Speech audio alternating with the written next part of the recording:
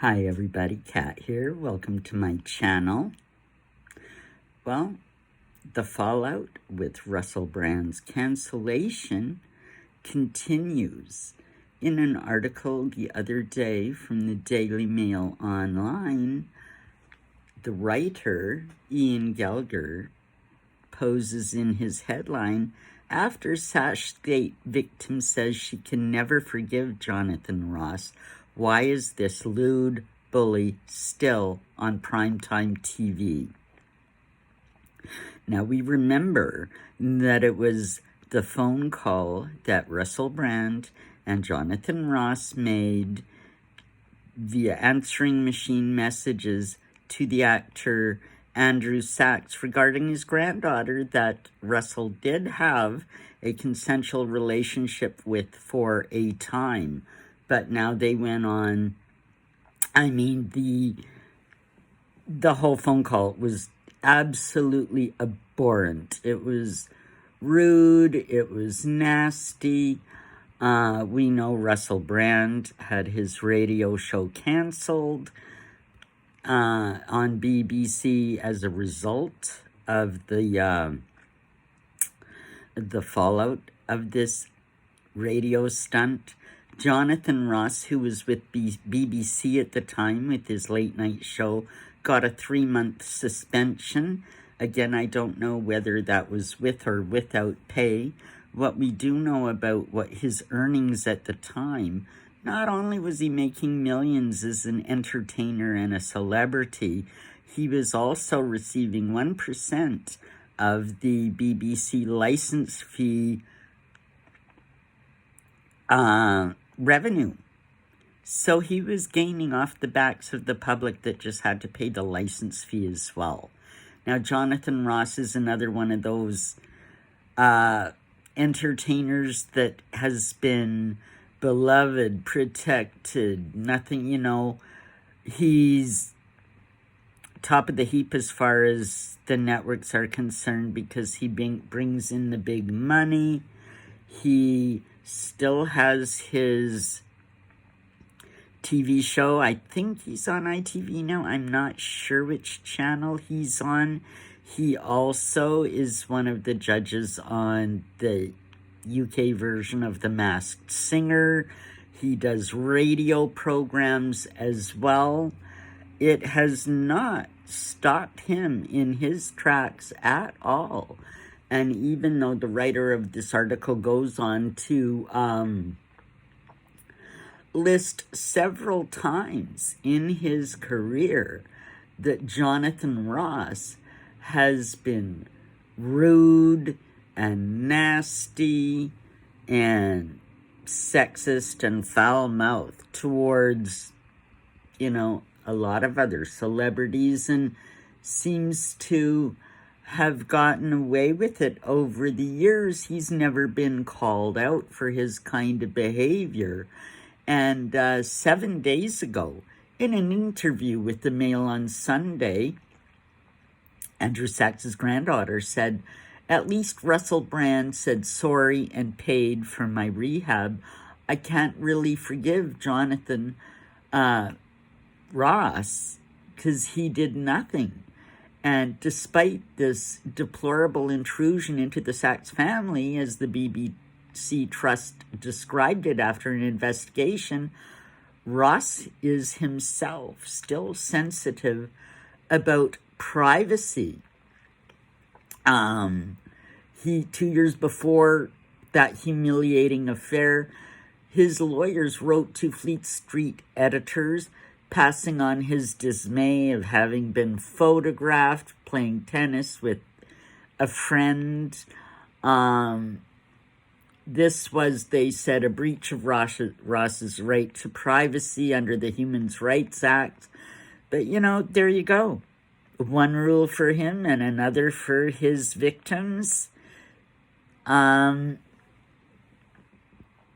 This is celebrities, and when they're so well protected and they think they're above the law, really. This is it. Even before his treatment of Andrew Sachs, there was a question mark over Ross. He has been nasty to several people.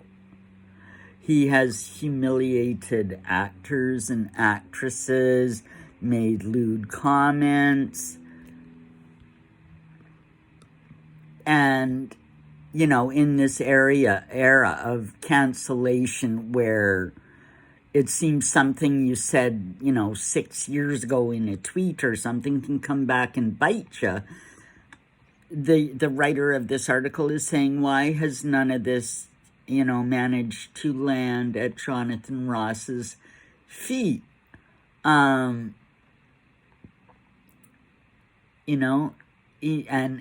one quote from the article, he says, much has changed in the course of the last 15 years. Lewd comments and dirty flirting with female guests are beyond the pale in the sort of Me Too age, but nevertheless, earlier this year, Ross engaged in uninvited, obscene on-screen banter with comic Katherine Ryan about her sex life after she had made a jokey comment about it herself. Now, don't forget, Katherine Ryan is the comedian who has been identified as having had confronted Russell Brand years ago on the set of a TV show, Comic Roast or something like that, and calling him, an abuser and a sex pest, whatever, the words that she used against him. Now, seemingly, could Jonathan Ross be in her targets as well after a comment like this? There's been all kinds of things that Jonathan Ross has done and said and seemingly has gotten a pass for, even though now these kind of comments are being looked at. In fact, previously, Ross had asked then Tory leader David Cameron if he'd ever masturbated while thinking about Margaret Thatcher. I mean, do we need to know? Why be that nasty? Why does everything have to be reduced to those kind of comments and inferences? He's been rude to Gwyneth Paltrow. He's been racist to Madonna. He's been nasty to Heather McCartney. I mean, if you want to go look up the article, you can. It's by Ian Gallagher, Daily Mail Online. You can find out what Jonathan Ross said to all these people. And, given today in the culture and that kind of mindset that anybody who offends anything for any reason should be, canceled completely, people are asking, why hasn't Jonathan Ross felt the wrath of the public? And I think the reason is the other problem that we find, and it's not just in Britain, I think it's all around the world. The networks, the talent, they protect their talent. These guys that are bringing in the big bucks can do and say whatever they want. And in a culture where they become part of the elite machinery, they are protected. And I think that kind of a culture also encourages bad behavior because they can get away with it. And so they'll stretch the limits and they'll do things. And yeah, I mean, we know things that were said and done 15 years ago just wouldn't happen today. But, you got to look at Jonathan Ross. He's been silent since this Russell Brand thing has broken. He's been silent. He's never come out and publicly apologized. He's made no comment. I think he's just laying low.